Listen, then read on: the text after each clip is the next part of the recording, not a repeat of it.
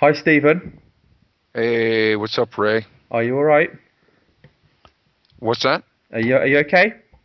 Yes. Are you okay? Yeah, I'm brilliant. Just to let you know, you're on with myself, Ray, and you're also on with my co-host, Patrick. Okay. Hey, good afternoon, Stephen. How are you? I'm doing beautiful. How's everything going with you? Good. And you? Superb. Hey, can you guys hear me okay? Is the connection good? Yeah, we can hear you well. Can you hear us okay? Yeah, Brilliant. So first of all, just want to say a big thank you for coming on. We really appreciate you giving us your time. no problem. Right, we'll jump straight in then. Obviously, we were just saying before you came on, you've been around the sport for a hell of a long time. So we'll start talking a little bit about your early career in MMA. So we'll talk a little bit about Pride. What was it like working with Baz and commentating on the old classic Pride Fighting Championship?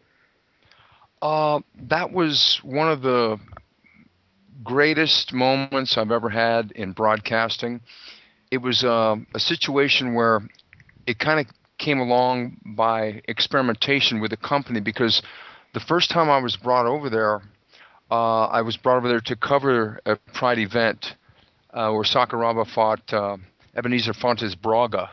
And Frank Shamrock was there as well in the audience, but he wasn't fighting. And he got in the ring and he challenged Sakuraba and Shoji and some other guys.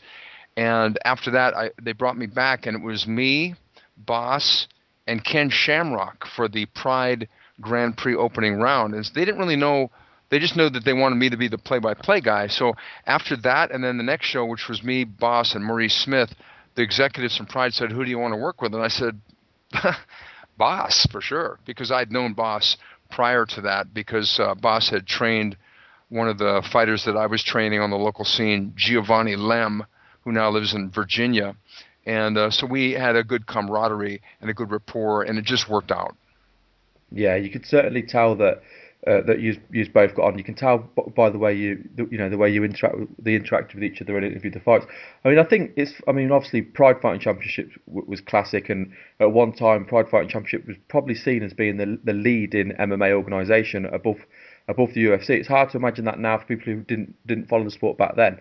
So what? I mean, you must have commentated on some great fights and great fighters. What were some of your favourite fights that you called? I mean, I must be so many for you to. Well, it's one of those things where there were so many interesting battles that, because when you were there in Japan a couple of days before and saw the fighters in the lobby and saw how they interacted with their teams, and then some of them how they interacted with their rivals in the lobby, it created this big momentum that was not manufactured. Sometimes we see in today's world where they try and encourage people to have these kind of rivalries and things like this, but this wasn't the case, where you get guys from Brazil and guys from Holland and guys from all over the place. And sometimes when they're going to fight each other, and they're from different cultures or from different neighborhoods in the same city or something, there's a real true rivalry. And I think that my favorite fight, that the as far as fights are concerned, is when Fyodor Emelianenko snatched the Pride Heavyweight Championship from Antonio Rodrigo Nogueira, because at that time Nogueira was the number one fighter in the sport, and no one in their right mind would even get anywhere close to his guard because he was really good off of his back.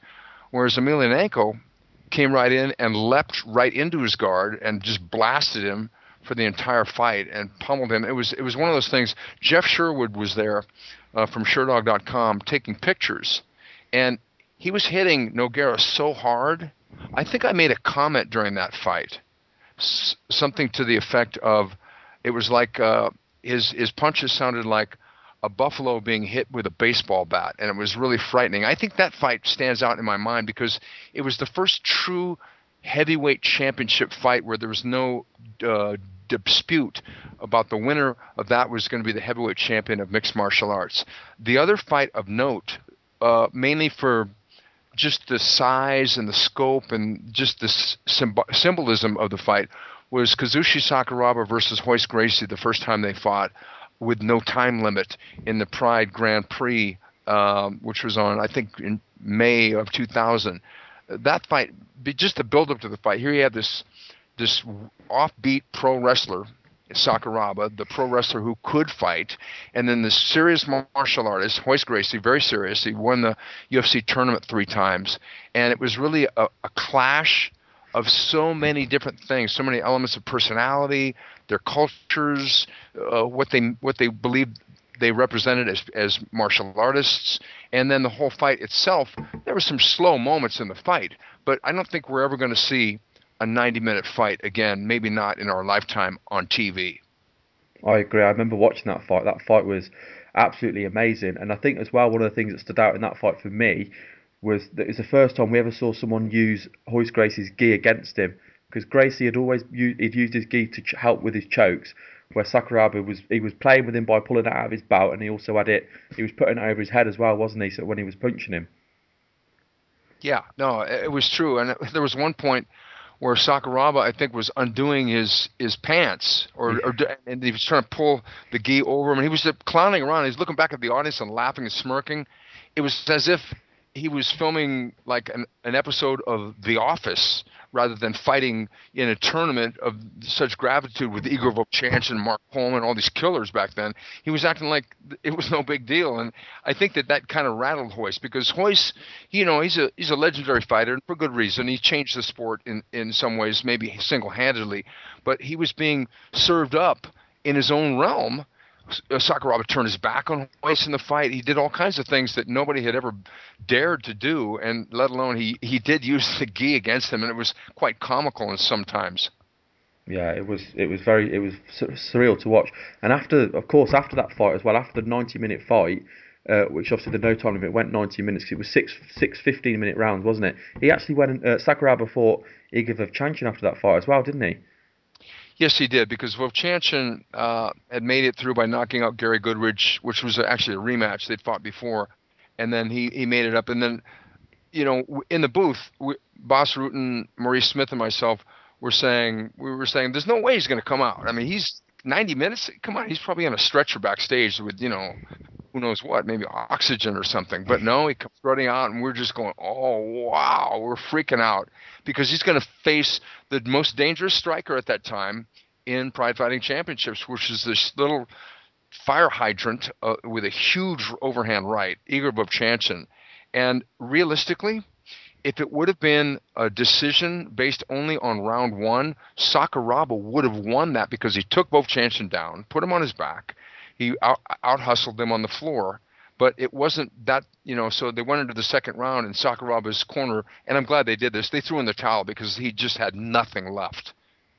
Yeah, it was absolutely amazing. And I remember I'm sure I read somewhere that as well that Sakuraba outside of the ring he was quite socially, liked to drink and he liked to smoke. So I don't know if that's true or not, and whether you can confirm that or not. But you imagine what he could have done if he'd put everything into training and fighting for the sport, because he obviously had an amazing natural ability, didn't he?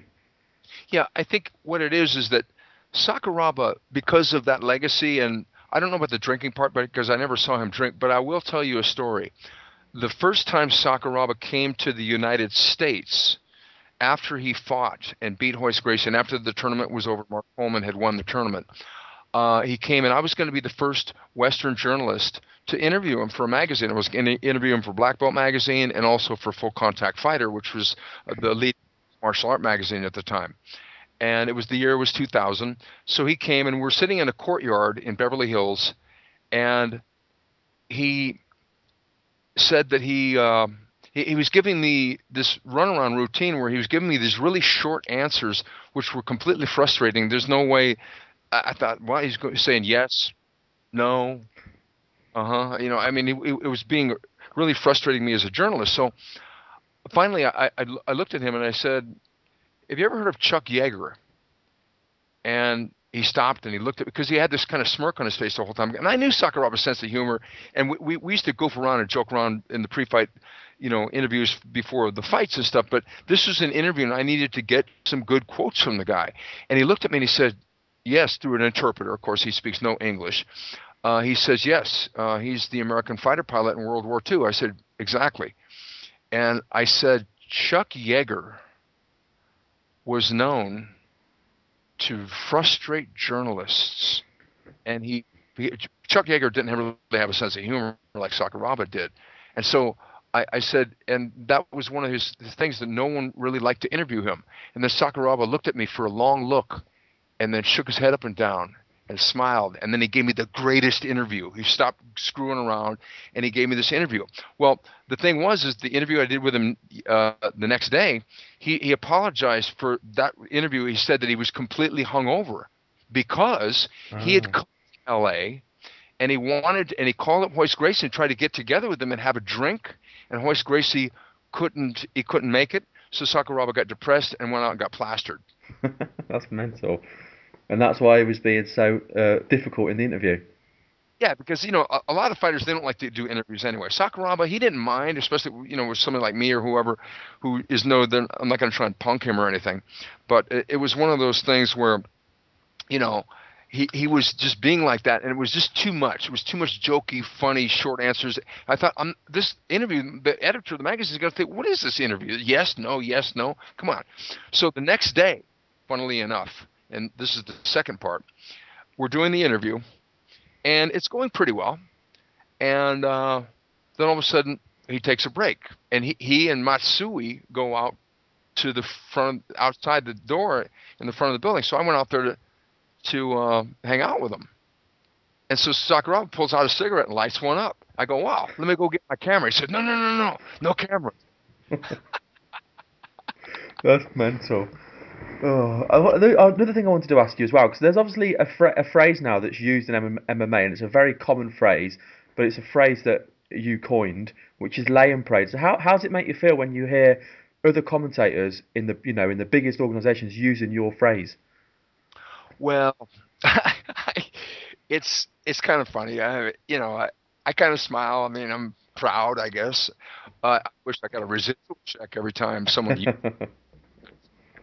said Layin Prey. Ka-ching! I mean, name tournaments, and I don't know if they've come up with a fight gear yet. I mean, it's not like I'm going to sue anybody because I didn't copyright it or anything. I just said it during a broadcast because it was a situation where I was actually frustrated with what's happening, and this is way before it was chic to put down guys that fought like that, which, every 3 or 4 years there's going to be a couple guys that will take guys down and won't do anything. And so everybody will say, oh, wrestling's killing the sport, Layin Prey is killing the sport. But then Joe Rogan once said during a UFC broadcast something to the effect that it's the fault of the guy on the bottom because he's got to learn how to deal with it, because they can't make special rules, otherwise it's just a kickboxing match. Yeah, it's a very true point, isn't it? Yeah. And what was it? I was going to ask you as well. Obviously, you provided commentary for the latest, or I think it was the latest UFC game. What was it like doing that? That was really, really an amazing experience. The backstory was this: I got an email, and I'd never heard of the person. They said, "Yeah, we want to contact you about your commentary on the UFC video game." And I thought, what? What about Joe Rogan and Mike Goldberg? I mean, I'm not going to go around behind somebody's back and say, no. I said, this is a trick. This is somebody trying to troll me or something, whatever. I didn't believe it. I thought this is some kind of a joke, so I never answered it. So they kept sending me these emails, and another guy started sending me emails. So I had my manager contact them. They said, oh, yeah, because everything was really secret. They wanted to keep this whole thing a secret. They said, we want Stephen to get back together with Boss Rutan and do commentary for Pride Mode on the UFC video game. And I thought, that makes sense. So we made the deal. Now, at the time, everything was completely hush-hush. I couldn't tell my radio co-host, Jeff Dotseth. We had a radio show at the time called Clinch Gear Radio on Sirius XM for about a year and a half. I couldn't tell anybody that I was going to have to go to Boston. Everybody, so the logic would think, well, Stephen, you live right in the Los Angeles Burbank area. They've got so many audio and post-production houses here. Why don't you just do it there? Well, Boss was working on this movie called Here Comes the Boom, which is a big movie. It's going to be coming out in the next month or two. Come back. So I had to fly to Boston. So I went out there to Boston. I saw Boss. I mean, we'd been friends for years, and up until this day, even though the Pride years had stopped. And that first time back in the studio, the producer said, you guys want to watch this stuff a couple times? And Boss and I looked at each other, and we looked at the guy and said, no, man, just roll the tape. We're ready. Let's go. And the instant that we started commentating, because they would roll the fights over and over, certain fights all animated with the video game characters fighting each other under different scenarios. It was like we were back in the booth calling a Pride fight. It was amazing. It was something that you can never change, is the chemistry factor that people have, and Boss Rutan and I surely have that, and we always will. Yeah, I absolutely agree with the chemistry. I could say I could hear that when I used to listen to when I played back and watched the fights, the Pride Fighting Championship fights. I know Patrick's eager to jump in, so I'm going to let Patrick take over for a little bit. You ready to go, Patrick? Definitely. Thanks a lot, Ray, and thanks again, Stephen, for coming on. So since you're the fight professor, a man of legend in the sport, I figured I could ask you, what's your opinion about the overall state of mixed martial arts? And you could be as concise or as elaborate as you want with that. Well, I think that right now, state of mixed martial arts it's seen more penetration up until this day, here in September in 2012 than we've ever seen. I mean, if you go back 5 years or even 10 years, it's grown so much. But there has been a plateauing, I believe, over the last 6 months, maybe a year. And I think it's due to the fact that there's so much programming, at least here in the States. Now, I know that you're from the States and your partner's from UK, and I've worked in the UK quite a bit with Cage Rage. But right now in the States, we've got obviously the UFC, and they've got fight shows on Fuel TV, on FX, on Fox, and on pay-per-view. Then you have Bellator, Right. which on another channel, I think Spike TV and MTV2 or something. And then you've got another, Showtime Networks, which has got the Strikeforce brand. Occasionally they had M1 Global. I don't know if they're going to have that anymore. I'm not sure. But that's a lot of programming. So it's, in some ways, it's gotten to the saturation level, to be honest, in my opinion. It's gotten to the point where I was talking to a guy the other day. A friend of mine is in town from France. He's a film director. So we got together at one of my favorite places, the Rainbow Bar and Grill, which is a very famous rock and roll, restaurant right next to the Roxy Theater and down the street from the Whiskey A Go Go. And I bumped into this crew member because they were shooting a video over at the Roxy right next door. He said, "Hey, you're Steven." So we started talking, and he said, "Wow, Pride, Pride, Pride." I said, it just dawned on me. I think one of the reasons why Pride was so special in people's minds and in their hearts and in their memories is there were only 6 shows per year. That was it. And they would stack those cards from top to bottom with these crazy matchups. I mean, world-class matchups. It was like the Olympics every 2 months. Fast forward to today, where almost every week you've got a fight card coming up, and we're being led to believe by the promoters that no, that fight last week was good, but this one's even better. Well, how many times can you actually go to that cookie jar, go to that well, before you get a depleted effect, and to where people actually start to lose interest? I think this is a question that has to be asked right now, because personally, I think they should pull back on the programming a little bit, because there's so much MMA now. They got the World Series of Fighting, Ray Cefo's new organization. Michael Chavello, Henzo Gracie, and Boss Rutan are going to do the commentary on that one. That's going to be on TV pretty soon. So I think that there's almost too much, and it's kind of declawing the product in people's eyes, and they're becoming jaded. That definitely makes sense. And now, kind of more along that line, would you think it'd be better for them to say scale back the free TV events and perhaps just concentrate, and even scale back the pay-per-views and perhaps just save those for your more stacked cards? I mean, there's 8 divisions now, 8 different champions, maybe do a few title fights on each pay-per-view, something like that. Excuse me, sorry. I don't have a cough button on my mic here. Oh, quite all right.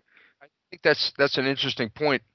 I think that that's something that needs to be seriously considered, personally, because what they're going to do is they're going to run the product into the ground, and it's going to eventually create a negative effect. If you take music, for instance, let's take Prince. He's not as popular now as he was, let's say, a couple decades ago. But when Purple Rain first came out, way back, and there was a movie, and I mean, he 3, 4, maybe 5 hits off that album, and it was played everywhere, constantly. All you heard was Purple Rain, I Want to Be a Star, all these songs, right?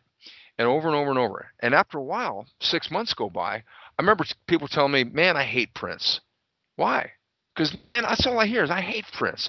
I said, but it's not Prince's fault. I mean, he's just the guy that recorded the thing. You know, it's the radio stations and the TV shows that are, or whatever it is, they're playing over and over and over, oversaturating the market. You get this negative effect. So they have to be careful of that.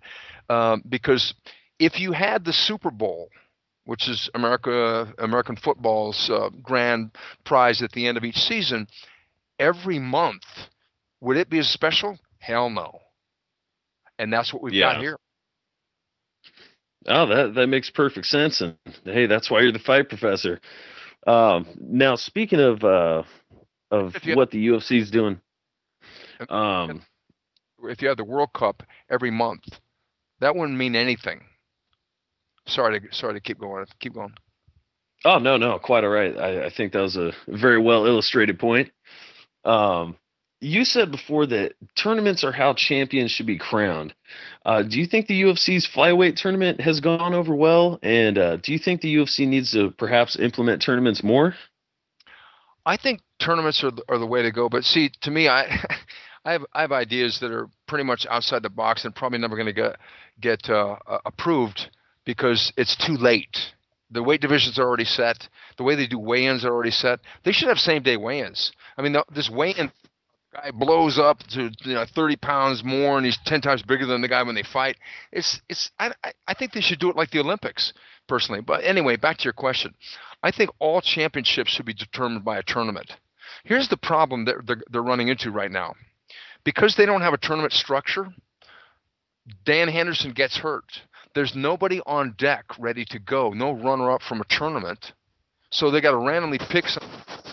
Criteria is popularity, not whether he earned the shot or not. Vitor Belfort did not technically earn a shot by beating light heavyweights and getting to where he's number one contender. That's not the situation. Right. Or number 3 or even number 5. He's in middleweight right now. Chanson, the same thing. The way he earned his thing was, oh, I'm popular. Everybody wants to hear me talk smack and insult people, and then get my ass kicked. Okay, great. But there's no structure, and eventually it's going to come to haunt those who are promoting the events, because let's say I'm going to go back to the NFL again. The NFL, let's say at the end of a season, a team wins the Super Bowl, and then the next year they only play 1 game or maybe 2 against teams that they pick that are popular teams that have funny guys, interesting guys. What would happen with the NFL? Guess what? Nothing. It would go down the tubes. Now, MMA has already got that pro wrestling mode, like this, where it's popular guy, Brock Lesnar, all right, great. Okay, sure, he earned his title, beat a couple guys, but they should go to the tournament format. Of course, it's spread over time. You can't have, guys fighting 2-3 times in one night. That won't work. But you have to go back to the tournament thing. Otherwise, the sport is gonna have a big drop in popularity eventually. Trust me.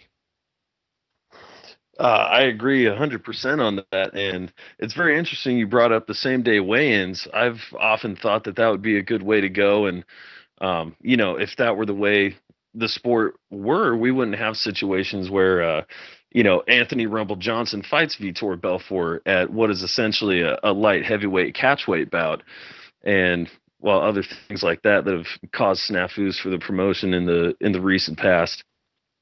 I think personally, if guys don't make weight, if they can't come to some sort of a deal, if it's for a title fight and the guy comes in like 7-10 pounds overweight or whatever, don't have the fight, and he doesn't get paid anything, 0. Yeah. And possibly cut. I mean, sure. If they have a hard line about that, you don't get guys squeaking in, because right now they don't have any structure per se like that. Now, missing weight is a very rare occurrence. Let's face it, in the high levels of mixed martial arts, only a few guys have missed weight, so that's not really the problem. The problem is bigger guys fighting small guys under the disguise of supposedly staying legal, because that's the way the system is. The system is basically already there in place, because it's a thing where a lot of wrestlers like the system because that's how they've done things.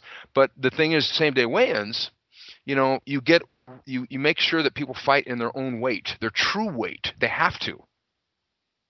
Yeah, absolutely. Well, and that would be very interesting to see. If that were the case, we probably wouldn't see guys like Alexander Gustafsson or John Jones fighting at light heavyweight. They'd be in heavyweight fighting at what some would say is their natural weight class. Well, there's another thing, and you're right there. Um, the okay, the way they have the weight divisions right now, they've got one major flaw, and it's a glaring one to me. And everybody else hasn't really seen it because, oh no, it doesn't matter how big you are. If you're over 200 pounds, blah blah blah. The old boxing axiom: a guy over 200 pounds can beat anybody. Okay, right. Tell it to Fedor when he fought Antonio Silva and was mounted. Tell it to him. It's one of those things where, okay, I'm going to start at 135, 145, 155, 10-pound difference. 155 up Right. to 115-pound difference. Okay, fine. 170 to 185, 15-pound difference. 185 up to 205, ooh, 20-pound difference. 205 to 265, 60-pound difference. Now, does anybody see a glaring, difference there? I mean, come on. So you get these guys that can't make 205. They're going to weigh 215, and they're going to fight Brock Lesnar or Bigfoot Silva, who cut down from 285. Come on, they got to have a middle division in there. They have to. They have to change the weight. They got to have 235, 240-pound difference, because some people, oh no, Cain Velasquez can beat anybody, blah blah blah blah, or whoever. It doesn't matter.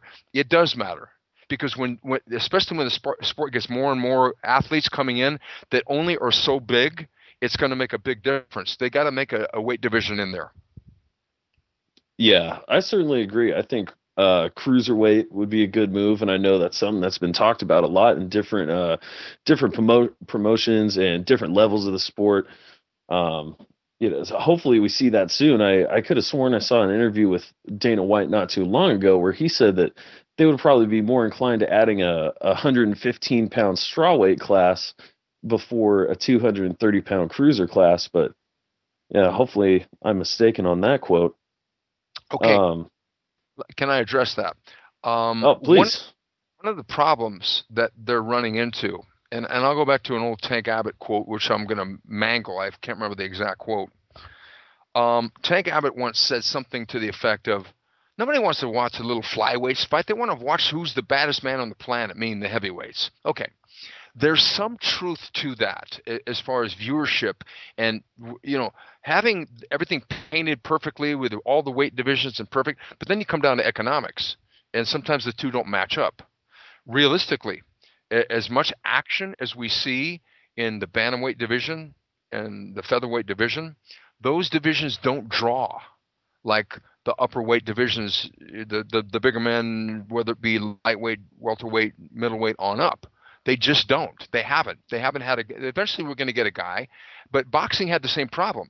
When they got atom weight and these really straw weight and these really small guys, they don't draw the amount of people involved. So you have an economic problem.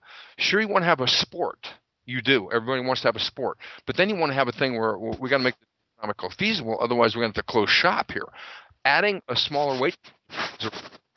When the UFC first took over, the UFC was kind of random. I think they only had 3 weight divisions, if I'm not mistaken. They had lightweight, middleweight, and heavyweight. That's it. And Pride didn't really even have title fights for the first couple of years of their existence, and then eventually they had a middleweight and a heavyweight title. They didn't have lightweight titles for a while, but Pride was doing good business. The early part of K1 was heavyweight, open weight. Anybody could enter. And then eventually, because they got this really good-looking guy, Masato, who could fight, they created this other weight division. It was all based on economics. So just to have a random another 112-pound division, unless you got that thing stacked with at least 10 guys who are funny, charismatic, and can fight, you're going to lose money. Yeah, I agree with that. Absolutely. Now, if you could choose, which do you prefer? Pride rules or unified rules? Oh boy, that's tough. Um, If you're running the Fight Professor promotion, what are you going to implement? well, first of all, I've actually had people approach me about running fight organizations before, and I Oh, didn't get involved with it because unless they have my back with an uninfiltratable system like the UFC does, because trust me, the Fertitas have Dana's back and Joe Silva's back till the end. There's nobody going to get behind Dana's back. Listen, I tried to talk to Dana Lorenzo, and I couldn't talk to him, but I got, now that I talked to you directly, can we do something over here? Because Dana doesn't want to, but I want to talk to you. That doesn't happen under that. So, that's one of the keys of the UFC's success is absolute loyalty. So back to your question. If I was in charge of the entire sport, I would change the rules. But if I was just in charge of some little organization over here and then there's 30 other organizations have a special set of rules, no, I would go with what the kind of rules that everybody else is following. But if I was going to control the whole sport, I would have them fight under Pride rules because I think that there's plus and minuses to the elbows. The elbows are bloody. It gives a really, really gruesome look of violence. It's never going to get approved in the Olympics. I'm talking about. I don't use the word never too much. I don't think that's ever going to get approved in the Olympics. But if they took away elbows, it might actually get a shot because punching is actually allowed in the Olympics with boxing. Okay, let's get to another point. The soccer kicks. I remember the first time they allowed soccer kicks and knees to the ground when they put them back into the Pride rules because the original Pride allowed them. Then they took them away. Then they brought them back. And it was Sakuraba versus Vanderlei. It was Renzo Gracie versus Dan Henderson. And it was Alan Goes versus Mark Coleman. There was some pretty nasty stuff that went on. But after that, people learned how to defend against the soccer kick. There's actually defensive moves. If you watch the shoot box team work out, which I did in Japan a number of times, they would have a guy lay on his back in butt scoot crab position with focus mitts, and the other fighter would throw kicks near his head or his ribs with axe kicks and roundhouse kicks. It wasn't some lucky thing. So it was a skill involved. oh wow. Some people will still have a problem with people getting kicked when they're down because it's basically in the culture.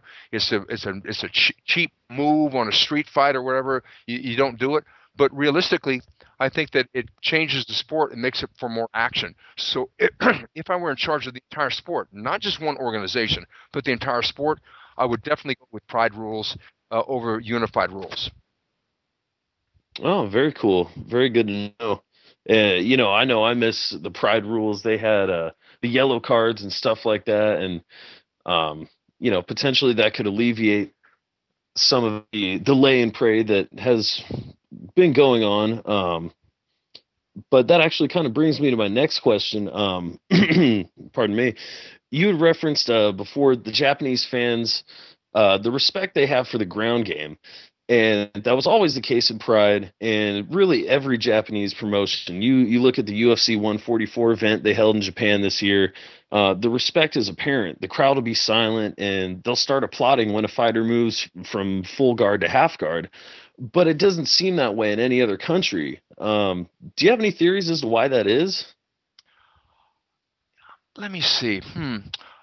It may have to do, and I'm speculating here, it may have to do with the fact that jiu-jitsu, judo were two really, really high-level grappling arts originated in Japan. So it's in the culture. Now, wrestling didn't originate in the United States. I don't know where it originated. I think it originated in just human nature, basically. I mean, even Neanderthal faced with a club, they're going to take the guy down. It's just, I mean, little kids did it before there was a Hoist Gracie or UFC. So I think that's part of it, and I think that there's also the thing of there used to be a thin line between pro wrestling and shoot wrestling, which was real fights, and there was such a thin line that there were so many sophisticated techniques when you see Nobuhiko Takada fight Gary Albright or these guys way back in the days of Antonio Inoki, they used some pretty sophisticated moves. It wasn't just about a bunch of bodybuilders, screaming at each other. There was a lot of finesse involved. Carl Gotch was in the mix somehow. I'm not an expert on that. My friend Eric Paulson is, and some other people. But I think that there was a cultural acceptance of ground fighting and sophistication. I think when one time K1 actually had a cage match. Did you know that? I was completely unaware of that. Okay. One time on a K1 show, in the middle of the show, I can't remember how they did. It was a square cage, and it was Chemo versus Patrick Smith. It was with headbutts, old school rules. I mean, it was nasty. And Chemo took him down and headbutted him and just it was violent. It was not a lot of skill involved. The crowd completely quiet, it was almost like they were disgusted because and a lot of fighters and things said there's no sophistication in that because a lot of the cute little clever moves that you see in the old Pancrase tapes where Bas Rutten and Ken Shamrock and those guys there are all these different kind of leg locks these guys are doing on each other. You lose the sophistication when you get down to some hardcore facts of reality combat, especially the guard becomes very difficult when you can allow headbutts because if you're on top, all you have to do is raise straight up and drop that head straight down. And even if you block it, it's going to hurt you.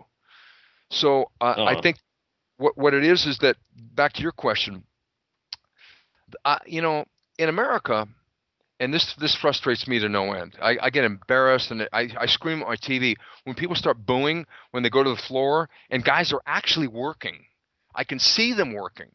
They're actually Clay Guida versus Ben Henderson, which was an amazing fight in every realm of mixed martial arts. Spent a good deal of time on the floor.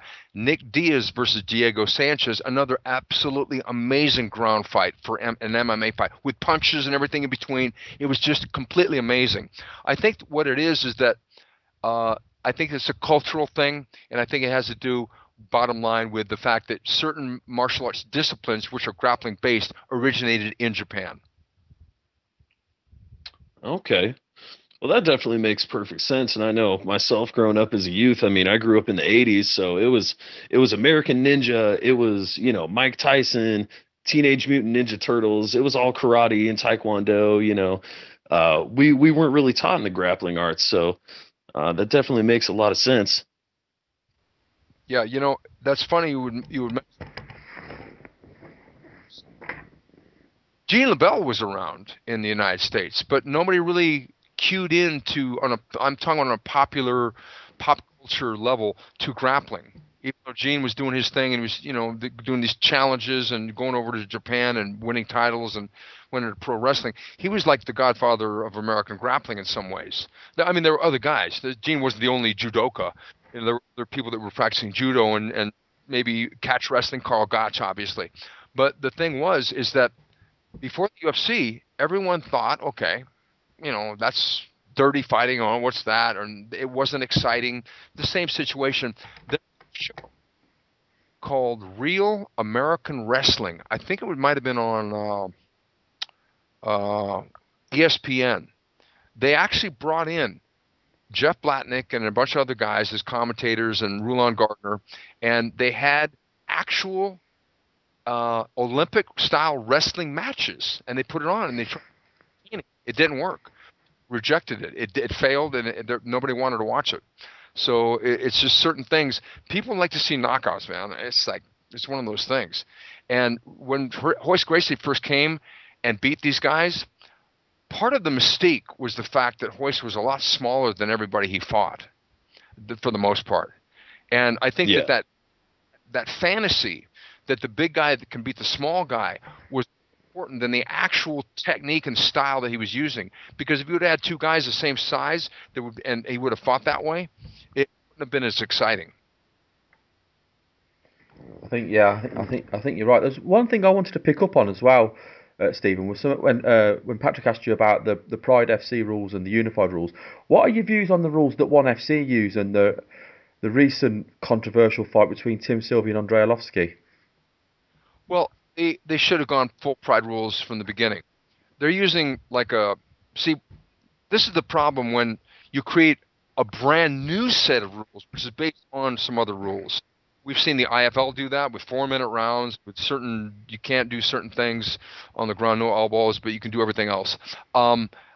Cage Rage did the same thing. Cage Rage had regular unified rules for a while. Then they said, you know what? We want to add soccer kicks. We're in England. Nobody cares. So we'll add soccer kicks. So they had this certain time limit to where you have to do it within a certain time or something.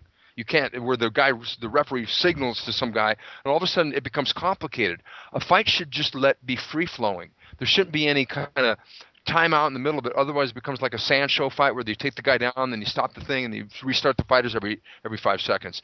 You want to keep it to where it flows on its own. I think that they learned that, and now for ONE FC is now going to use Pride rules completely without any breaks or referees giving hand signals to the guys, okay, go and you can do this. It just makes it too complicated. Yeah, I got the way that fight finished was ridiculous. I just want to say, Stephen, we really, really appreciate you coming on the show. We're so excited to get you on. You've been amazing to speak with. I mean, I've been watching MMA for such a long time, and I watched the whole of Pride FC. So obviously, I've seen you at work. Oh, I think he's gone. Are you still there, Patrick? Man. Oh, are you still there, Stephen? I am. I'm Sorry, still here. We've lost Patrick. Yeah, so it's just been an absolute pleasure to speak to you. So just wanted to say that I genuinely mean that. So if there's anything you'd like to say before you go, anyone you want to give a shout out to, or any thanks you'd like to do, and then obviously we'll let you get on your way. First of all, thank you so much. You guys have been really hospitable. I totally appreciate it. And Ray, to all my friends and people in the UK, I miss the UK. I spent 3 years there working on Cage Rage, which was on various TV outlets there, and I have a real strong bond with the country itself. Now I'm doing commentary for the Glory World Series, which is pretty much the premier upperweight kickboxing organization on the planet. Sammy Schultz is their heavyweight champion. They've got a 154-pound tournament, which Giorgio Petrosian. My next show is with Glory World Series, which Glory World Series.com is the website. That's going to be October 6th, Brussels, Belgium. The return of Remy Bonyaski, the 3-time World K1 Grand Prix champion, going up against Anderson Silva. No, not that Anderson Silva. There's another Brazil, Anderson Silva. His nickname is Braddock, and that's going to be a great fight. So I'm doing that, and then the show after that is going to be Rome, November 3rd. So there are 3 more big Glory shows. It's all kickboxing for the most part. I think occasionally they have MMA fights on the undercards as well, but it's primarily kickboxing. That's what I'm doing. If you want to contact me, I'm easy to find on Twitter, twitter.com/Stephen Quadros, and Stephen is spelled STEPHEN, QUADROS is the last name. Put that anywhere around the web on Facebook. You can find me there. But my Stephen Quadros Facebook is already filled up, so you have to get me on my second Facebook, which is facebook.com/Fight Professor. So it's been a pleasure. Thank you so much for having me on today, guys. Thank you, Stephen. An absolute honor. Thanks a lot, Stephen. Really appreciate your time.